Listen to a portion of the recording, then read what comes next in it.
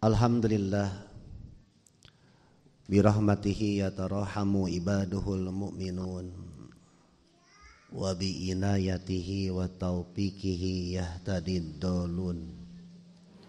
Asyhadu an la ilaha illallah wahdahu la syarikalah wa asyhadu anna Muhammadan abduhu wa rasuluh, amma ba'du. Hadirin ikhwatu iman, jamaah ahli pengajian yang dirahmati Allah Subhanahu wa taala. Wabil khusus yang ada di dalam Masjid Al-Haq di Jalan Adipati Agung, Bale Endah, Kabupaten Bandung. Jamaah ahli pengajian online, jamaah YouTubiah dan jamaah yang ikut gabung melalui live streaming di Facebook dan YouTube Dialog Islam. Alhamdulillah malam ini dengan rahmat Allah Subhanahu wa taala kita semua bisa bermuwajahah, bertatap muka, baik di masjid maupun di layar kaca. Layar kaca yang dimaksud ada yang menggunakan smart TV. Di smart TV kan ada YouTube. Cuma Facebook nggak ada. Smart TV itu ada YouTube. Ataupun di laptop dan juga di handphone atau telepon genggam, telepon tangan. Malam ini alhamdulillah malam Ahad pertama tanggal 22 Sya'ban tahun 1445 Hijriah, bertepatan dengan hari Sabtu tanggal 2 Maret tahun 2024 Masehi. Sebagaimana biasa, setiap malam Ahad pertama kita akan kembali mengoreksi, memperbaiki, mengevaluasi ibadah sholat, mulai dari waktunya, mulai dari berjamaahnya, mulai dari sholat sunatnya, mulai dari akhlaknya, kehusuannya, tata caranya. Itu kita tidak akan bosan ya mengingatkan dan memperbaiki lah. Sebab sholat yang telah lewat tidak bisa diulangi. Seperti tadi saya membaca surat Nuh, padahal tadi di mobil waktu mamacetan itu membaca surat Nuh lancar, mengulang. Kemudian sebelum sholat maghrib ngobrol masalah politik saeutik, tah gara-gara eta juga nama. Kadang-kadang hilap deui, untung bisa dikoreksi. Untungna si mustaminya teu apal deui. Jadi makmumnya tidak hafal. Karena memang kalau imam lupa bacaan ayat, kalau diberitahu itu kadang-kadang suka langsung tambah kacau. Ya. Dan memberitahunya pun harus pas, harus jelas juga. Gitu. Jadi kalau ibu bapak nanti berjamaah kemudian mendengar imam salah, kalau mau memberitahu yang paling depan aja. Saya barusan ragu-ragu baca Fatihah tidak rakaat pertama gitu. Tadi sempat ragu gitu. Tapi tidak ada yang mengingatkan baca subhanallah. Oh berarti tadi baca Al-Fatihah. Ibu tadi saya baca Al-Fatihah tidak? Rakaat pertama. Rakaat pertama baca. Oh iya. Ya? Oh iya. Saya tadi lupa. Karena pikirannya diganggu lah. Diganggu oleh obrolan politik sedikit. Kalau urusan harga beras mah tidak terganggu. Ibu masih makan nasi? Alhamdulillah. Berapa sekarang harga beras di Balai Endah? 16.000. Bagus Pak Yek itu? Oh saya beas Ciparai ya, syukurlah. Terus anak-anak masih sekolah? Iya. Listrik kabayar? BPJS? Oh ente. Bensin kapeser? Alhamdulillah. Caroge soleh? Bisi we minta diserahkeun gitu. Gitu ya. Ya syukurlah. Di saat-saat sekarang seperti ini kita jangan mengandalkan pemerintah. Karena omongannya tidak bisa dipegang. Ya, omongannya tidak bisa dipegang. Sekarang A, nanti sore B, besok C, lusa D. Jadi zaman sekarang makanya kita jangan bergantung berharap kepada manusia. Nunggu makan gratis masih lama. Nunggu susu gratis lama. Sekarang yang dibutuhkan adalah kesadaran masing-masing aja. Kalau ibu tidak kuat jangan nonton berita lah. Pusing. Ya.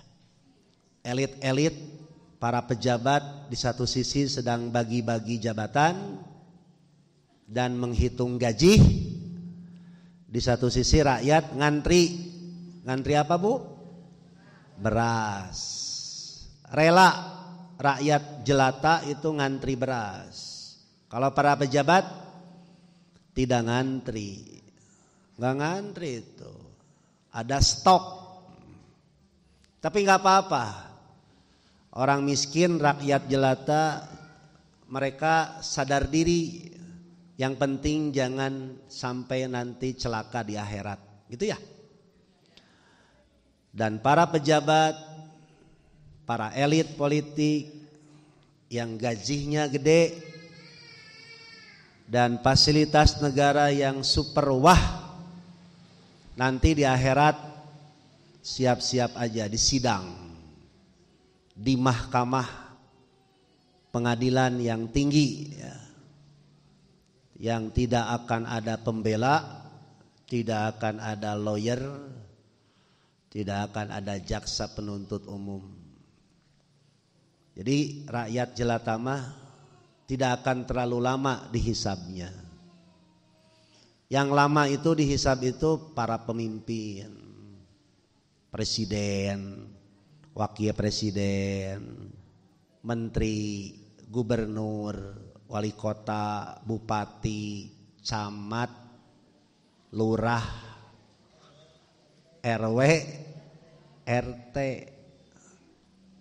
sehubungan dengan amanat. Itu yang paling berat ya. Jadi ibu bapak yang sekarang jadi rakyat jelata, golongan menengah ke bawah, santai. Tidak akan ribet nanti ketika ditanya oleh Allah Subhanahu wa taala. Gitu bunyi sing tenang.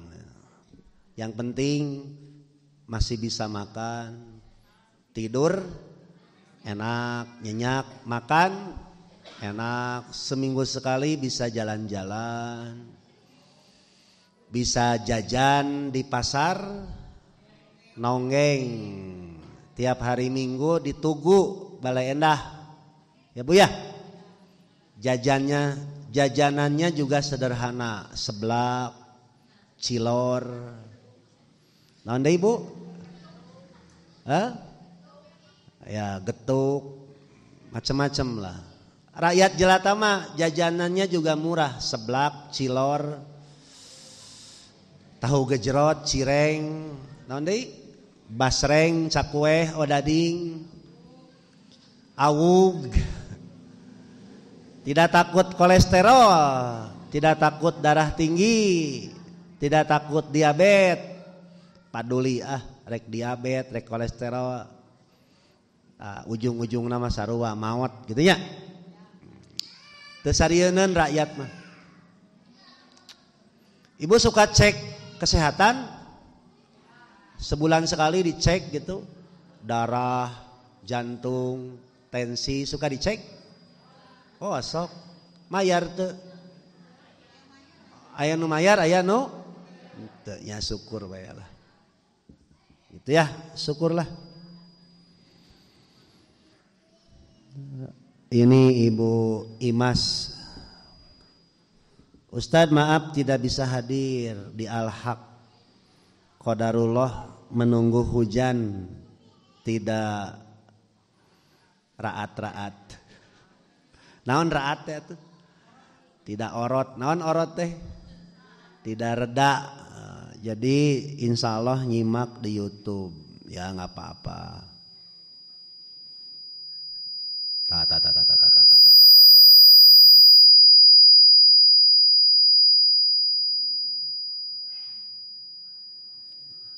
Tos jempling.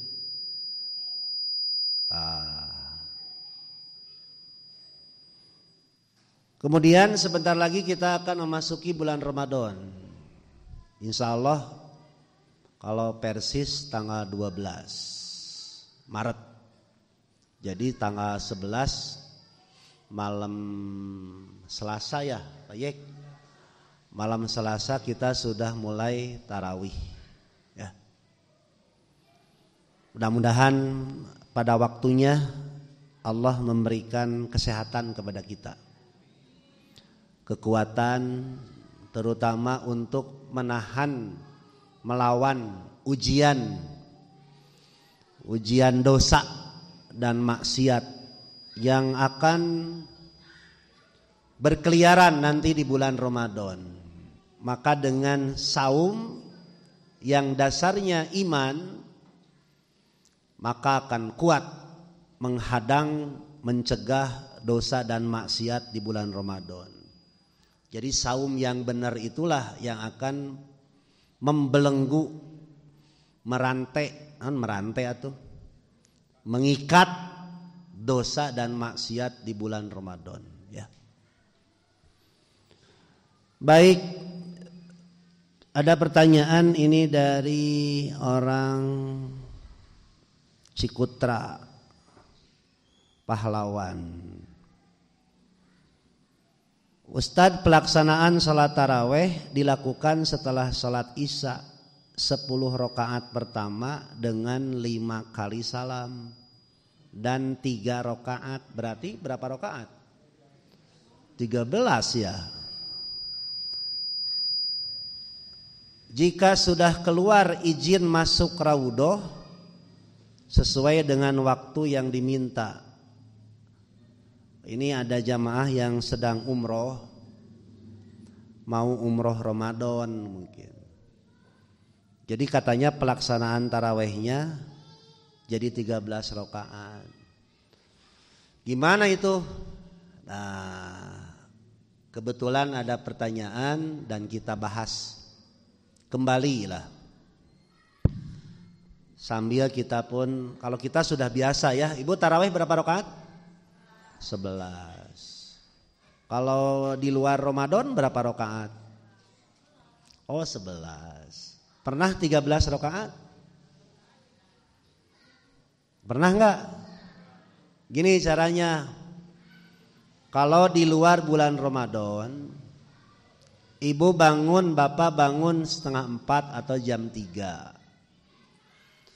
Kalau Rasulullah Shallallahu Alaihi Wasallam bangun tidur duduk mengusap wajah, lalu membaca doa Alhamdulillahilladzi ahyana ba'dama amatana wa ilaihin nusyur. Apal? Hah? Apal? Artinya apa? Hente. Baik, saya ulangi. Alhamdulillah, segala puji bagi Allah. Alladzi ahyana, yang telah menghidupkan kami kembali.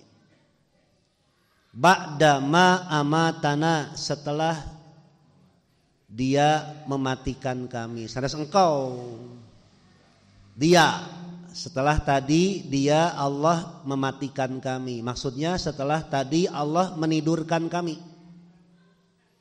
Wa ilaihin nusyur, dan hanya kepadanya kita akan dikumpulkan. Hafal bu? Hafal. Maksudnya apa?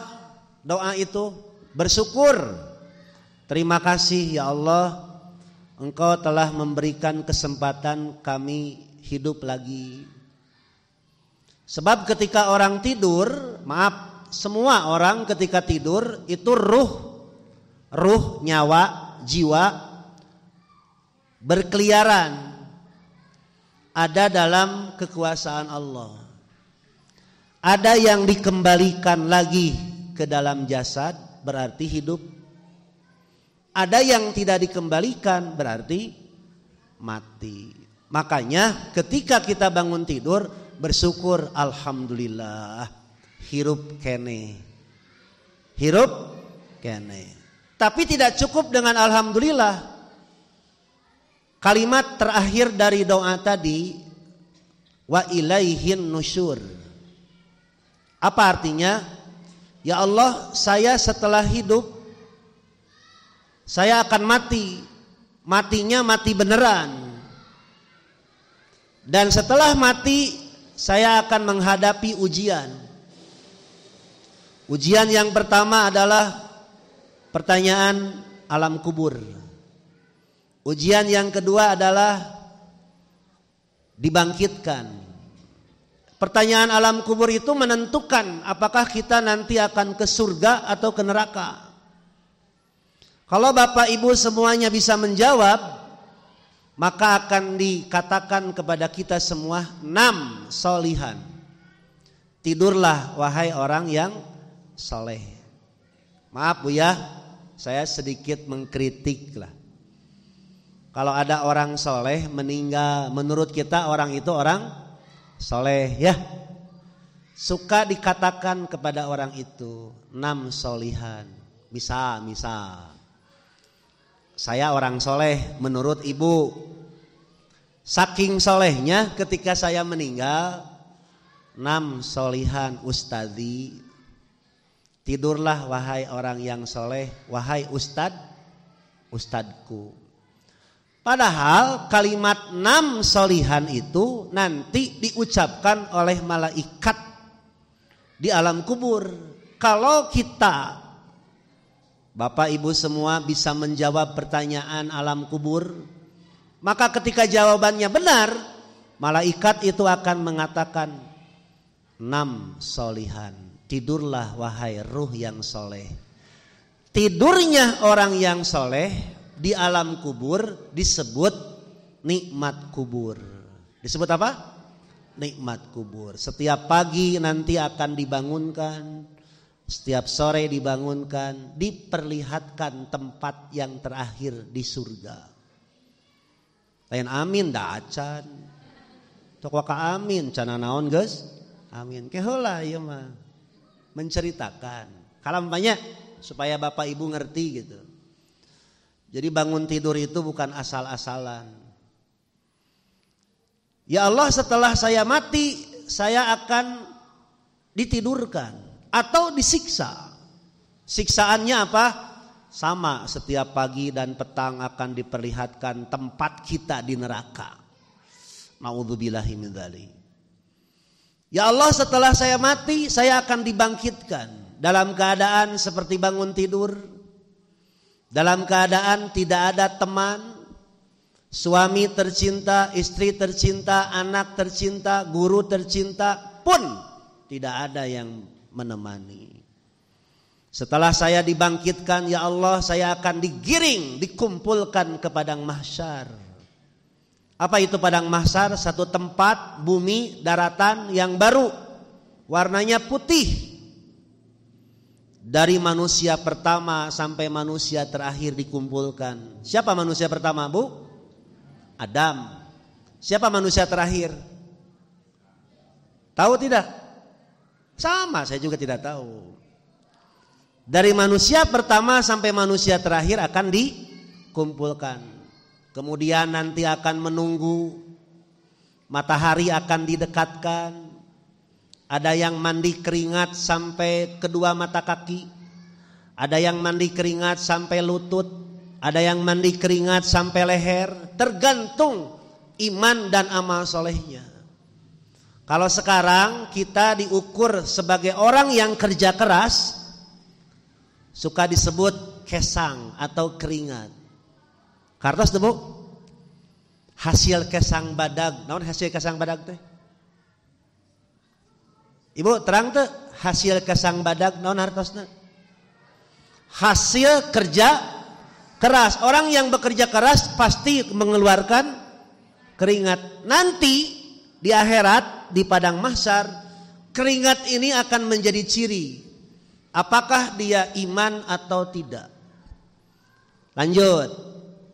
Kemudian nanti kita akan didekatkan matahari, didekatkan kepada kita. Kemudian nanti ada yang menunggu 5.000 tahun, ada yang menunggu 50.000 tahun, ada yang menunggu seperti menunggu waktu sholat.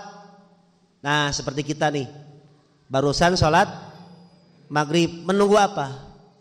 Sholat isya. Setelah sholat isya menunggu apa? Sholat subuh. Setelah sholat subuh menunggu apa? Duhur. Setelah sholat duhur menunggu apa? Asar. Begitulah.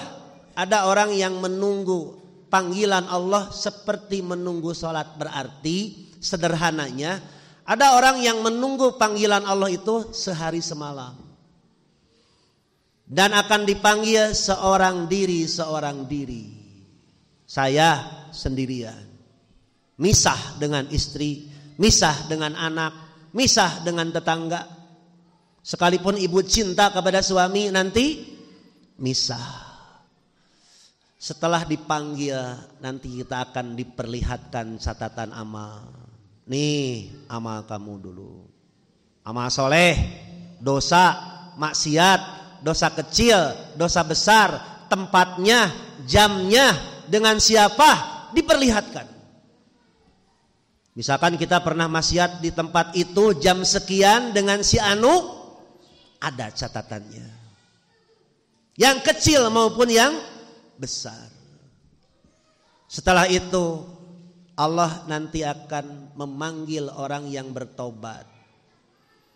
Begini, nanti kita Bu ya akan dipanggil, diberi catatan begini. Ibu dulu pernah begini ya, Bapak dulu pernah begini ya, di tempat ini jam sekian. Betul, semua orang akan mengaku. Kalau sekarang ibu untuk melihat orang benar jujur sulit. Apalagi dalam urusan politik sulit sekali, mana yang benar, mana yang salah, mana yang jujur, mana yang curang, nggak tahu ya? Nggak tahu. Nanti di akhirat semua akan ngaku. Maaf, setelah diperlihatkan oleh Allah dan kita mengakui dosa, Allah akan berkata begini. Karena kamu dulu di dunia bertobat. Sekali lagi. Karena dulu kamu di dunia bertobat. Apa itu tobat? 1, mengakui kesalahan.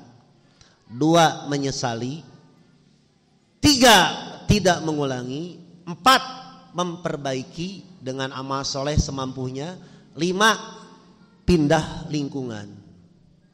Kata Allah, karena kamu bertobat dulu di dunia, sekarang dosa ini akan saya hapus. Dan jangan takut, orang lain tidak ada yang tahu kecuali kamu dengan aku. Ngartos teu? Ngartos teu? Ngartos? Nah, setelah itu nanti akan ditimbang berat mana amal soleh atau dosa. Setelah itu nanti akan menunggu di telaga Nabi. Mending kalau diaku oleh Nabi. Ada sekelompok umat Nabi yang kelihatan dari bekas wudunya, bekas sholatnya, ketika datang ke telaga Nabi diusir. Gara-gara apa? Gara-gara dia merusak agama yang sudah sempurna, Al-Quran yang sudah sempurna, dirusak dengan upacara-upacara bid'ah yang mengatasnamakan agama. Baik, lanjut. Setelah di telaga nanti kita akan dipimpin oleh Rasulullah Sallallahu Alaihi Wasallam. Dipimpin kemana? Lewat sirat, jembatan antara surga dan neraka. Di sanalah apakah ada orang yang mendapatkan syafaat Nabi? Apakah ada yang tergelincir masuk neraka? Disitulah kejadian alam akhirat yang paling mengerikan adalah lewat sirat, jembatan.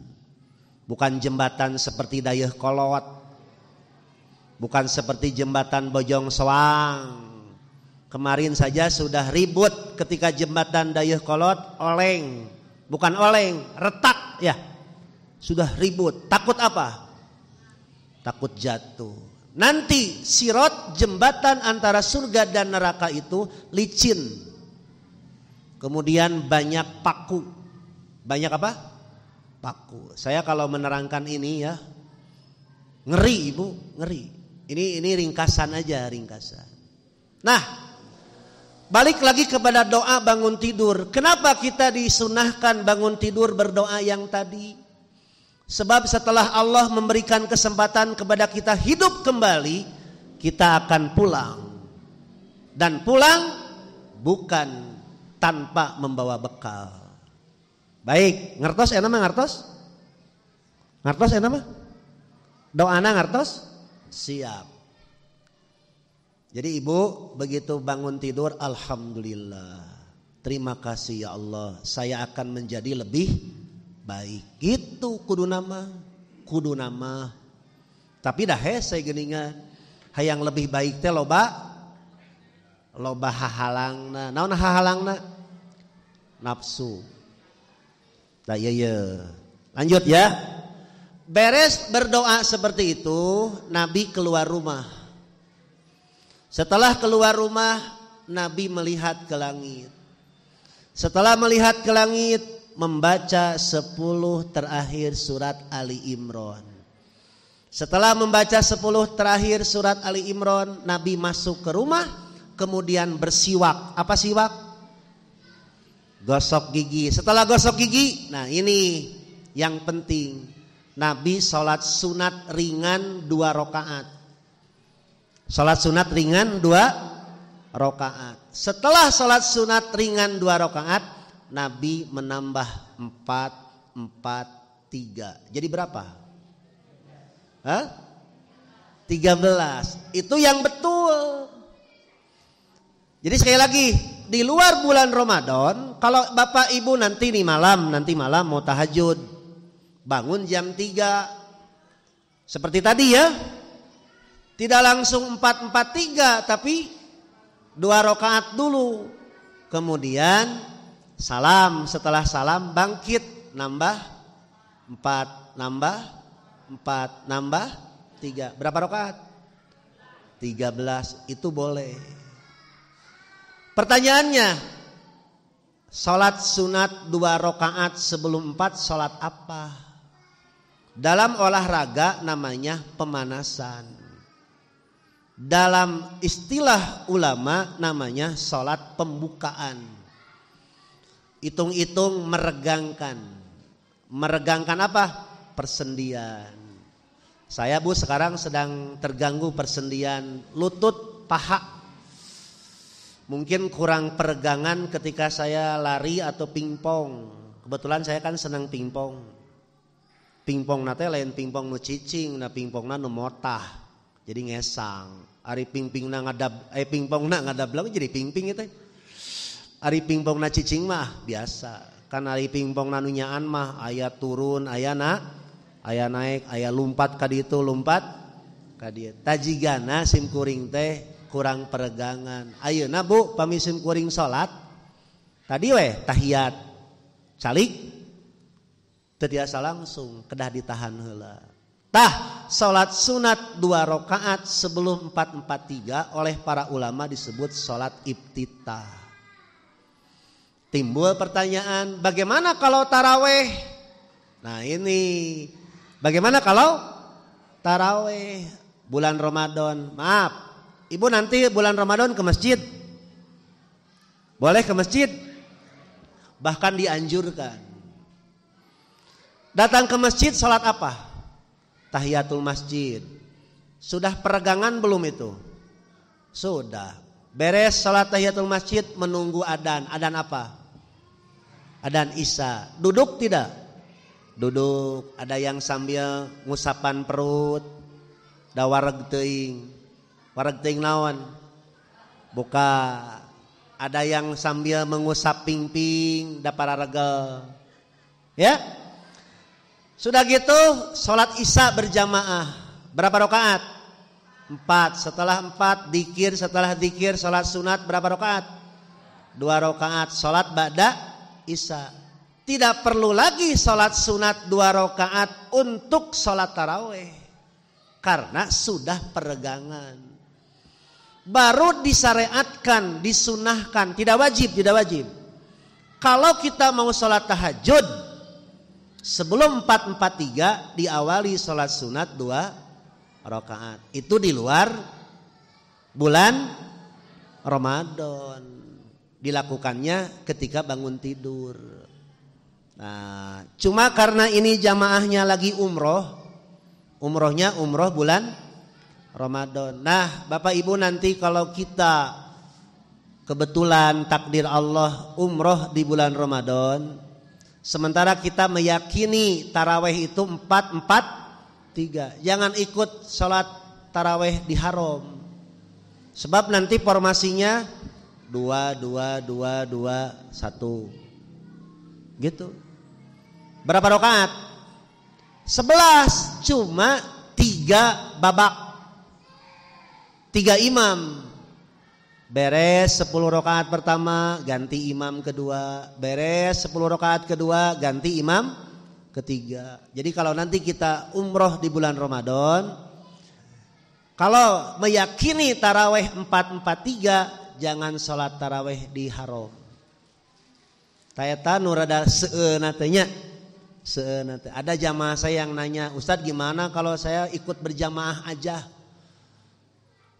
Sementara kita yakini taraweh 4-4-3, kan jadi bertolak belakang dengan apa? Dengan keyakinan. Makanya saya Bu belum mau mengadakan umroh di bulan Ramadan. Ibu pernah umroh belum? Oh belum, kalam ya Bu, kalam. Data dosa te. Kalau kita tidak mampu umroh kemudian kita meninggal, kita tidak berdosa. Kalau tidak mampu ya, gitu. Gitu untuk yang bertanya di Jalan Pahlawan. Oke. Naon deui teh? Pertanyaan teh. Oh iya, ini hadisnya memang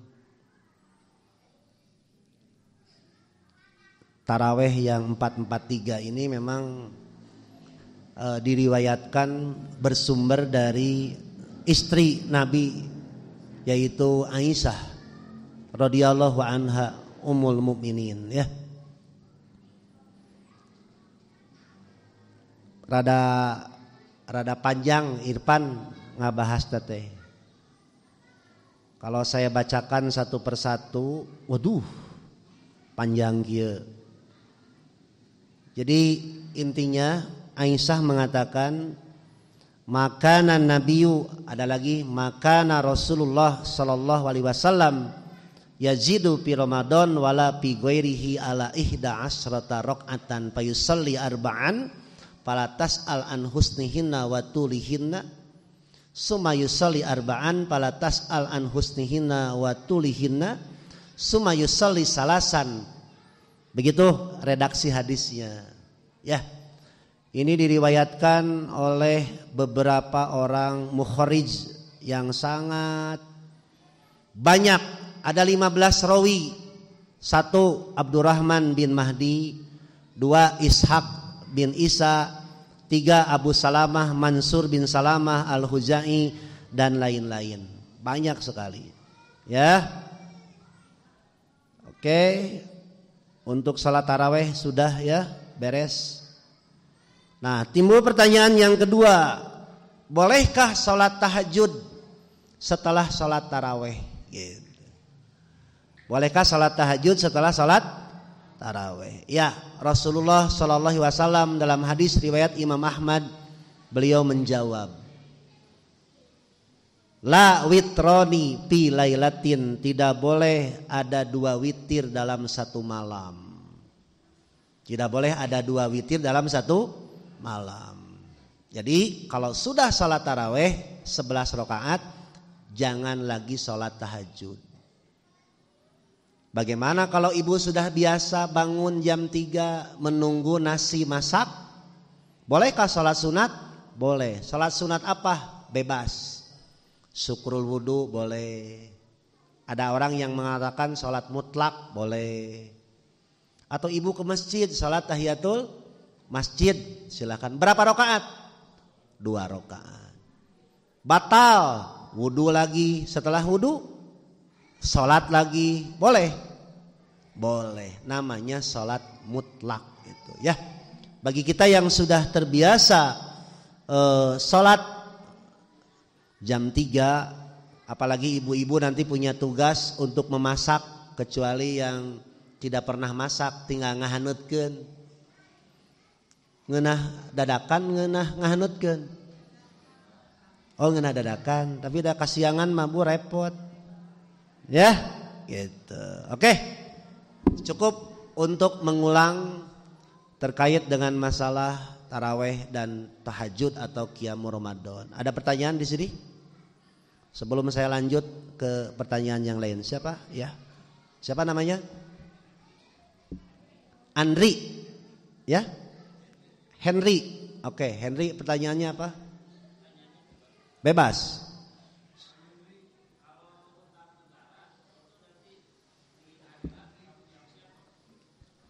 Kalau hutang negara nanti di akhirat siapa yang berwenang bertanggung jawab gitu? Pemerintah. Betul, tapi rakyat itu imbas. Tetap aja yang bertanggung jawab adalah pemerintah. Rakyat mah santai, aman. Nu gede, nu bakal gede tanggung jawab masa pemerintah. Heug sia mangkaning beratnya. Iya, kalau rakyat, kita sebagai rakyat santai, santai. Hutang Indonesia berapa triliun Bu? Tahu? Berapa Pak Yek? Katanya 8.000 triliun. Pernah lihat Ibu 1 triliun? Belum. 100 juta pernah lihat? Belum. 1 miliar? Komo. Iya, gitu ya. Nanti hutang pemerintah ditanggung jawab oleh pemerintah. Oke, yang lain. Sok. Bari abdi ngaleut Ciherang. Cing Om Dapin tinggal di YouTube bisa aya patarosan. Ya Pak Yek, ini penggemar God Bless. Apa Pak Yek?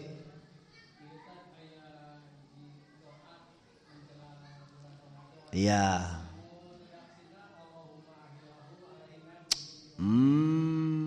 Ya saya paham. Baik, ini Ada doa katanya menjelang bulan Ramadan, viral di TikTok, viral di video pendek, yang menyampaikannya Ustadz viral, banyak followernya. Tapi saya tidak setuju.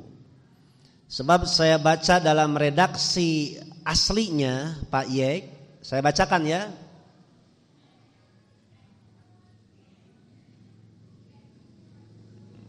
Nah ini kala mana tuh deh tak ya.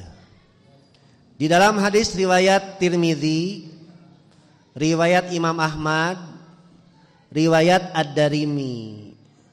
Begini redaksi aslinya. Annan Nabiyya sallallahu alaihi wasallam idza ra'al hilala, adalah Nabi sallallahu alaihi wasallam apabila melihat hilal, qala, beliau berdoa, Allahumma ya Allah, ahillahu alaina bil yumni wal iman wassalamah wal islam rabbi wa rabbukallah. Doa ini dibaca ketika melihat hilal setiap awal bulan, bukan ketika bulan Ramadan saja. Nah ini yang dikritik ketika masuk bulan Ramadan, seolah-olah bulan yang lain tidak. Nah kita sekarang punya kalender, Ibu punya kalender ya. Persis mengumumkan tanggal 1 Ramadan itu tanggal 12. Tanggal berapa? Tanggal 12 bulan Maret. Tanggal 11 pada maghrib Ibu berdoa ini. Baca doa ini karena kita yakin dengan penglihatan hilal. Artinya Allahumma ahillahu, ya Allah tampakkanlah dia alaina, kepada kami. Maksudnya ya Allah perlihatkanlah kepada kami hilal itu. Bil yumni, membawa keberkahan. Wal iman, keimanan. Wassalamah, keselamatan. Wal islam, dan Islam. Rabbi, ya Allah Tuhanku. Wa rabbukallah, dan Tuhanmu hai hilal adalah sama, yaitu Allah.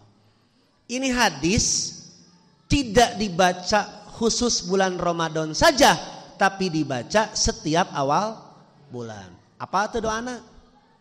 Sok orang diktekeun, sok baca Bu bareng-bareng. Allahumma ahillahu alaina bil yumni wal iman wassalamah wal islam rabbi wa rabbukallah.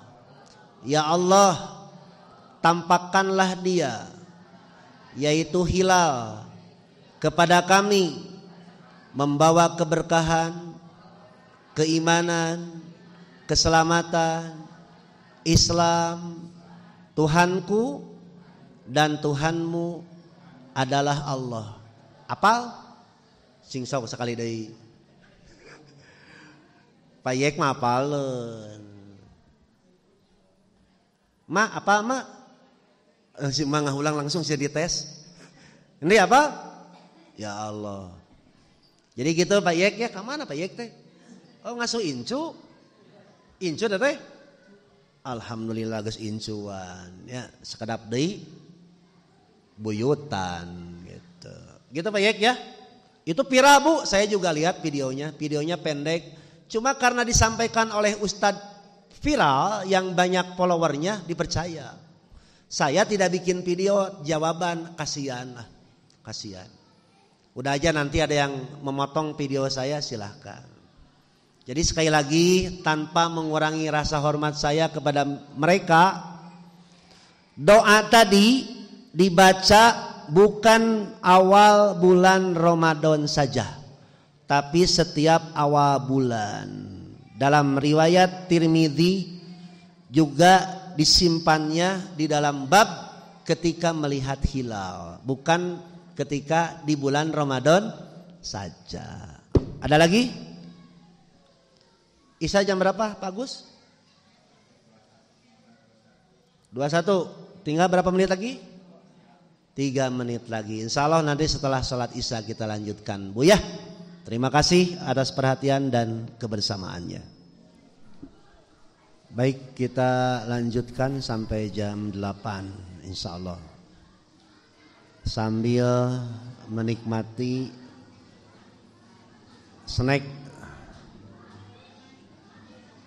berupa makanan ringan ataupun makanan berat. Terima kasih yang sudah menyediakan dan membagikan. Ingat, setiap makanan yang disantap, minuman yang diteguk akan ditanya oleh Allah. Summa latus alunna yauma idzin anin naim. Ingatlah, sesungguhnya kamu semua akan ditanya pada hari itu tentang segala nikmat yang kamu terima. Nikmat makan, nikmat minum, nikmat tidur, nikmat jalan-jalan, nikmat punya rumah, itu ditanya oleh Allah. Ya. Makanya awali ketika makan minum dengan bismillah. Akhiri dengan alhamdulillah. Yang ketiga, setelah makan dan minum, gunakanlah tenaga dan kekuatannya untuk ibadah, untuk taat. Baik Bapak Ibu sekalian, kita lanjutkan ke pertanyaan dari Ibu Eti Karwati. Ustadz mau nanya, saya tarawehnya tidak di masjid tapi di rumah, apakah tidak apa-apa? Tidak apa-apa. Cuma Nabi Sallallahu Alaihi Wasallam sampai membangunkan dan mengajak keluarganya untuk sholat taraweh di masjid. Itu ya untuk Ibu Eti Karwati. Yang kedua dari Ibu Lilis Nurjana. Ustadz, kalau ada yang akikah hari ke-10, sudah lewat itu. Kemudian dagingnya dimasak, apakah boleh diterima makanannya atau tidak? Sebenarnya makanannya halal, cuma bukan akikah, jadi sedekah biasa. Kalau kita terima, kita berarti membenarkan akikah hari ke-10. Sementara akikah yang benar hari ke-7. Kemudian kalau kita terima dagingnya dalam keadaan dimasak, sementara daging akikah dibagikan dalam keadaan mentah, makanya apakah boleh diterima? Kalau ingin berdakwah jangan diterima. Kalau ingin berdakwah jangan diterima, biar mereka nanti ngerti gitu. Akikah yang benar itu bukan hari ke-10 tapi hari ke-7. Dan daging akikah dibagikan dalam keadaan mentah. Pertanyaannya, kalau daging akikah dimasak dibagikan boleh diterima? Boleh, apabila yang memasaknya yang punya akikah. Tetapi statusnya bukan daging akikah lagi, tetapi sedekah biasa. Ya. Yang ketiga dari Muhammad Rizal. Rizal mana itu? Rizal iya gitu. Da Guslami tara ninggal. Rizal orang dia atau orang mana itu? Pokoknya Muhammad Rizal. Assalamualaikum Ustadz. Bad mau bertanya, kalau sholat masbuk kemudian hanya mendapatkan tahiyat akhir di sholat subuh atau maghrib atau isya, pas nambah apakah harus dijaharkan? Pas rakaat pertama dan kedua boleh dijaharkan, boleh tidak. Yang jarang adalah menjaharkan sholat duhur dan asar, padahal itu boleh sesekali. Seringnya disirkan, tapi sesekali boleh dijaharkan. yusmi'una alainal qiraah, dalam hadisnya begitu. Beliau memperdengarkan bacaan salat duhur dan salat asar kepada kami. Itu jadi dalil Rasulullah pernah salat duhur dan asar dijaharkan. Pertanyaannya, bolehkah salat maghrib sesekali disirkan? Boleh. Salat isya boleh disirkan. Salat subuh boleh disirkan. Apa hikmahnya salat maghrib, salat isya dan salat subuh dijaharkan? Sebab bacaan di malam hari itu lebih menyentuh. Lebih apa? Menyentuh. Apa dalilnya? Quran surat Al-Muzammil, inna nasyiatal laili hiya asyaddu wat'aw wa aqwamu qila. Bapak Ibu nanti kalau tahajud ya sesekali dijaharkan. Lebih menyentuh, lebih khusyuk. Boleh disirkan? Boleh disirkan. Itu hikmahnya kenapa salat malam maghrib, isya dan subuh dijaharkan, karena bacaannya lebih menyentuh begitu. Kartosnya. Oke, di sini ada pertanyaan? Sok, siapa? Ya, Bapak siapa namanya? Pak Wawan, di mana Pak? Bapak tinggal di mana? Unilon, Balai Endah masih. NKRI. Ya. Pertanyaannya apa Pak Wawan?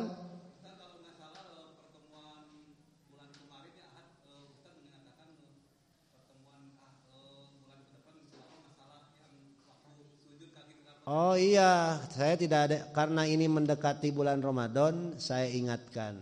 Tapi saya bahas sekarang tentang merapatkan tumit ketika sujud. Ya, pertanyaannya itu ya. Siap. Terima kasih Pak Wawan telah mengingatkan. Biasanya saya suka nanya ke Neneng Balai Endah. Neng palai dibahas naon? Teu WA. Da tadi nage mau ngaji cenah. Kan kusabab nu ngawasna Ustaz Ansor sieun disetrap. Jadi we kapaksa ngaji. Aya nu kitu Bu jamaah abdi mah. Naroskeun ka abdi teh. Bebeb cenah ayeuna ngaos dinyebutna bebeb ka abdi teh. Bebeb naik cenah ayeuna ngaos di Balai Endah. Oh ngaos sing tengke malam Minggu. Aduh cenah boro abdi bade absen. Ketika tahu saya ngaji dia hadir. Di luar tuh Pak aya Pak. Wah disebutkeun ngaranna mah. Yah. Jeung ngararateul ieu teh deh. Sak Bu bari tuang Bu. Bari tuang. Masalah tumit ya. Ini yang nanyanya Bang Buyung. Istrinya suaminya Teh Eka. Tapi yang nanyanya sekarang tidak hadir. Karena mungkin ada keperluan. Baik, merapatkan kedua tumit di dalam sujud itu tidak sesuai dengan sunnah Nabi. Jadi yang benar ketika sujud tumit kaki direnggangkan. Apa Bu? Direnggangkan.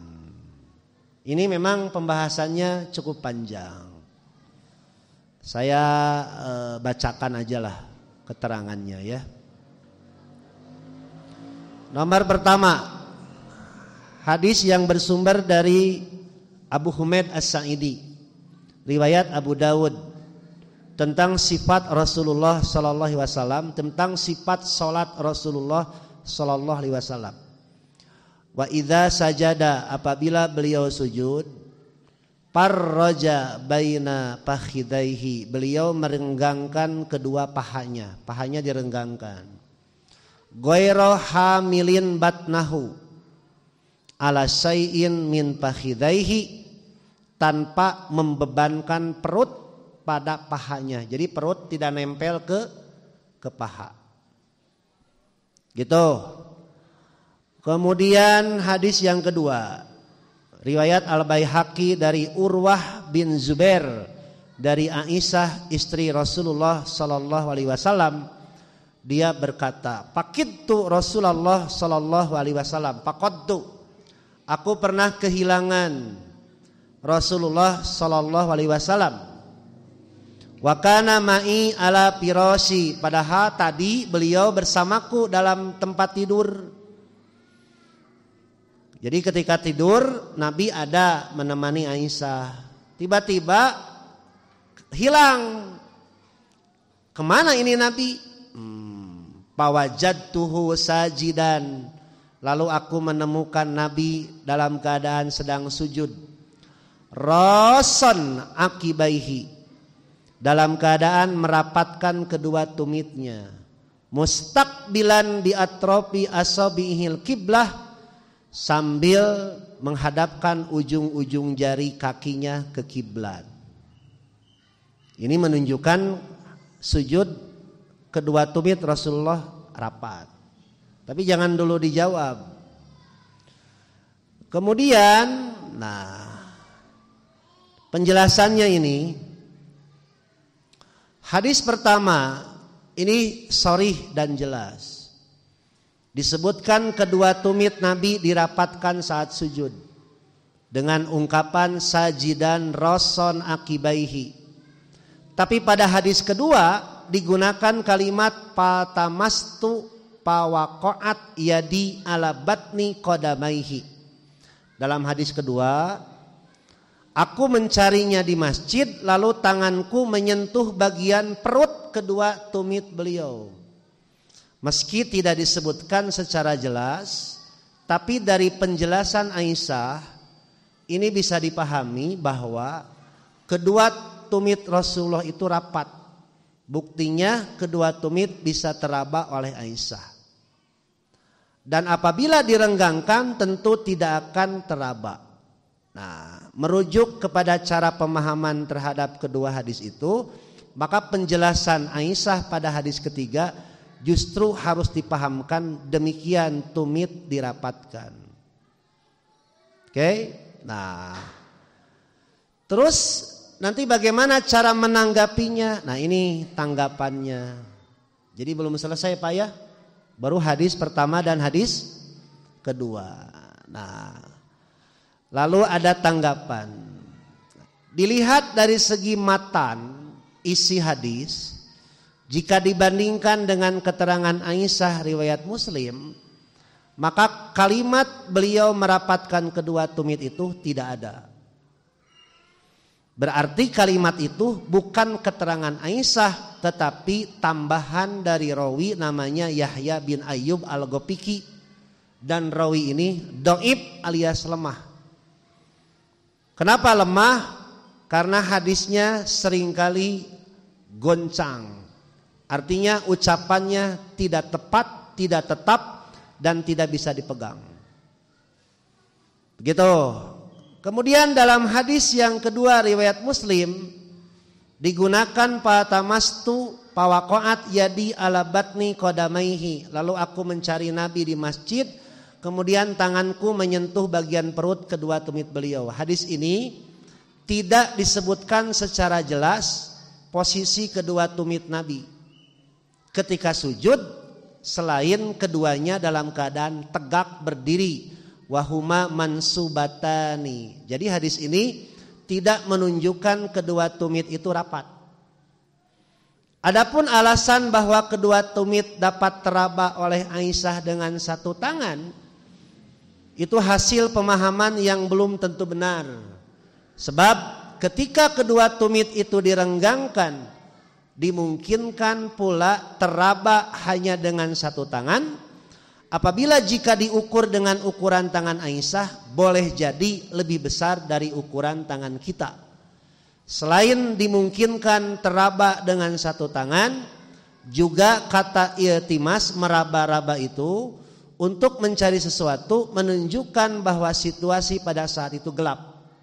Sehingga tidak mustahil rabaan Aisyah itu terjadi beberapa kali.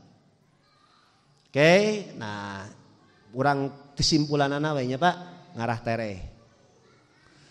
Dengan demikian menetapkan bahwa kedua tumit itu rapat itu merupakan sesuatu yang mungkin, belum pasti. Diperlukan alasan, keterangan dalil yang lain. Sedangkan dalil yang menyebutkan beliau merapatkan kedua tumit bukan keterangan Aisyah, melainkan sisipan tambahan dari rawi yang doib tadi, namanya Yahya bin Ayyub al-Ghafiqi sebagaimana yang tadi dibahas. Nah, untuk menghilangkan kemungkinan dalam peristiwa sujud Nabi itu, kita bisa melihat kepada kebiasaan salat Nabi sebagaimana yang diterangkan oleh Abu Humaid As-Sa'idi, bahwa apabila Nabi sujud beliau merenggangkan kedua pahanya. Keterangan ini jelas menunjukkan bahwa waktu sujud antara kedua paha, kedua lutut, kedua betis dan tentunya kedua kaki berposisi renggang dan tidak rapat. Kebiasaan salat Nabi ini bisa dijadikan tanda bahwa pada peristiwa diceritakannya Aisyah di atas, Nabi tidak merapatkan kedua tumitnya sebab Nabi SAW merenggangkan kedua paha, kedua lutut dan betisnya, sehingga tentu saja kedua tumit beliau juga tidak rapat. Maka berdasarkan argumentasi tersebut tidak berlebihan kalau kita berkesimpulan bahwa sesuai dengan sunnah Nabi saat sujud tumit itu direnggangkan bukan dirapatkan. Gitu Pak Wawan ya. Wawan punya WA? Punya WA? Nanti saya kirim hadisnya ke WA. Berapa nomor WA-nya? Kirim nanti ya. Beres ngaji ya. Saya kirimkan. Si neneng mah teu kudu nanyakeun, pasti dikirim. Ngan macana lamun ku sorangan pasti lieur ibu. Sok ibu sok wabdi dipamacakeun ti awal dugi ka akhir. Jago lamun teu beunta pasti naon? Tunu semaruknya kumaha teh. Gitu ya kawan ya. Oke, saya sudah kirim ke Bang Buyung penjelasan dari Ustadz Amin Muhtar. Entah dibaca entah tidak. Jadi begini Bu, ada gambar poster menerangkan satu hadis bahwa ketika sujud tumit itu dirapatkan. Padahal masalahnya tidak sederhana. Masalahnya panjang. Ada 1, 2, 3 hadis dan pemahamannya harus apik. Itulah ilmu hadis. Itulah ilmu hadis. Ini saya pernah baca debat Ustadz Amin Muhtar dulu waktu saya masih sekolah dengan Al-Ustadz Kiai Haji Abdurrahman KS Allahu Yarham dalam rubrik di Iber, majalah Iber bahasa Sunda. Itu ternyata beberapa kali tulisan Pak, dibantah, didebat, jawab lagi, debat lagi, sampai pada akhirnya titik temu sepakat, akhirnya taslim bahwa tumit ketika sujud direnggangkan. Pertanyaannya, di sini masih ada yang ketika sujud si tumit dirapatkan? Masih ada? Oh masih. Nah kalau saya bacakan barusan, jadi ibu nanti ketika sujud tumitnya renggang aja begini. Jangan rapat gitu ya Pak Wan. Begitu Pak Wan ya, sudah. Terima kasih Pak Wan sudah mengingatkan. Terima kasih, bagus. Jam seberapa ya? Palingan geus ngaharulang. Jam seberapa ya? Tahu tabu 7.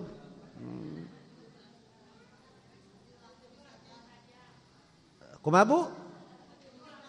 Oh, teraskeun sampai jam 10. Oh, mohon mangga. Raos ibu ngadangukeun. Ya, beres. Tidak ada pertanyaan lagi di YouTube, di Facebook. Oh, ini ada berita duka ini. Siapa ini yang meninggal? Ibu Cicah, bibinya Ustadz Ari. Innalillahi wa inna ilaihi raji'un. Sugante monyet. Ibu yang nanti di Bandung di Dago keur usum monyet kalau luar. Ibu terang tuh.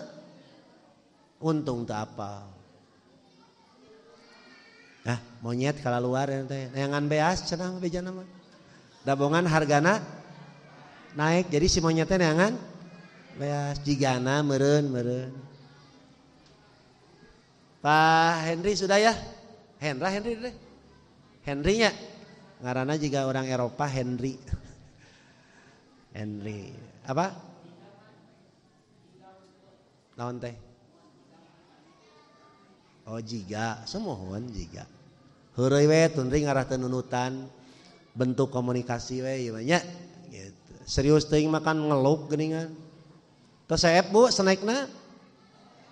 Oh teu dituang, insyaallah dituangna engke di bumi. Nuhun kasadayana wilujeng maruli sing salamet. Mudah-mudahan ke wengi tiasa tahajud. Mudah-mudahan langkung sae amal solehna. Mudah-mudahan ke bulan Ramadan urang tiasa saum leres. Utami nama merangan hawa nafsu nyaeta kaambek nu paling berat mah keur sauma nahan tak ieu nu berat mah. Nahan lapar malah cetek. Nu hese mah nahan kasinggung saeutik ngambek, molotot saeutik ngambek, baeud padahal baeud teh lapar disangka ngabaeudan. Ta eta gogoda keur saum mah ya. Terima kasih kepada seluruh yang hadir terutama Bapak DKM Pak Haji Alam yang dari sore beliau sudah menyiapkan karpet, mengepel, menyapu. Pak Alam namanya luar biasa Pak Alam. Mudah-mudahan nanti diikuti oleh yang lain. Dan terima kasih juga kepada para donatur sehingga bisa terselenggara pengajian ini dengan baik. Ramadan saya tidak kesini ya, kecuali sekali nanti taraweh. Pengajian liburnya atau ayat Pak Yek libur ya. Sabtu depan masih ada ngaji. Atau kayak lagi siapa yang ngisi? Almarhum. Oh, harusnya Ustadz Iman, mungkin diganti sama Ustadz Hilmi, Ustadz Aimi ya. Ami ya putranya. Alhamdulillah putra mantunya dan putra asli, putra kandungnya juga sekarang sudah mulai melanjutkan perjuangan Ustadz Iman. Terakhir Ustadz Dedeng kemarin meninggal ya. Mudah-mudahan ada pelanjutnya lah. Gitu ya. Ibu hati-hati di jalan. Kada bisa copet. Doakeun putra urang, caroge urang bisi can soleh. Bisa jadi caroge urang soleh nangke urang nalika geus maot. Atau bisa jadi anak kita soleh setelah kita meninggal ya. Terima kasih, saya undur diri. Selamat berjumpa nanti malam, nanti subuh di Pasir Honje, daerah Cimenyan ke atas. Aku lu qouli hadza wa astagfirullah li wa lakum. Wassalamualaikum warahmatullahi wabarakatuh.